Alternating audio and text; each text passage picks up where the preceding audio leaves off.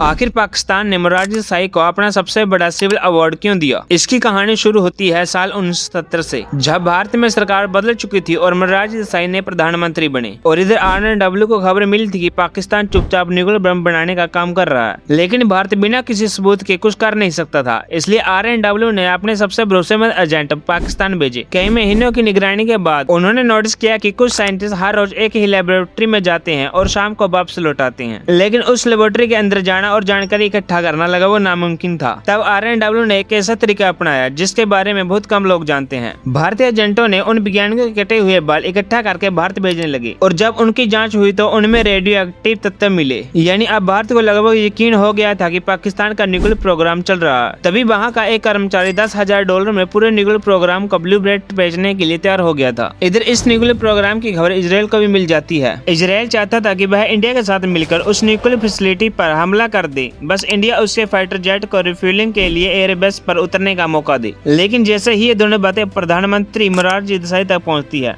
वो ना तो ब्लूप्रिंट खरीदने की मंजूरी देते हैं और ना ही इजराइल को रिफ्यूलिंग की अनुमति। और इतने में ही एक दिन मोरारजी देसाई खुद पाकिस्तान के राष्ट्रपति जिया उल हक को फोन करते हैं और कथित तौर पर कह देते हैं कि इंडिया को खान लेबोरेटरी में चल रही गतिविधियों के बारे में पूरी जानकारी है। और बस यही सुनकर पाकिस्तान को समझ आ गया था कि उसके न्यूक्लियर प्रोग्राम के अंदर भारतीय एजेंट मौजूद है। और इसके बाद पूरे पाकिस्तान में सर्च ऑपरेशन शुरू हुआ। कई भारतीय रॉ एजेंट पकड़े गए और कई मारे गए। कुछ सालों बाद इंडिया और पाकिस्तान के रिश्ते बेहतर बनाने के लिए मोरारजी देसाई को पाकिस्तान का सबसे बड़ा सिविल अवार्ड निशाने पाकिस्तान दिया गया। अब जरा सोचिए, अगर उस समय इंडिया के प्रधानमंत्री इंदिरा गांधी या नरेंद्र मोदी होती तो क्या वो ब्लूप्रिंट खरीदने और इजराइल की योजना को मंजूरी देते? अपनी राय कमेंट में जरूर बताना।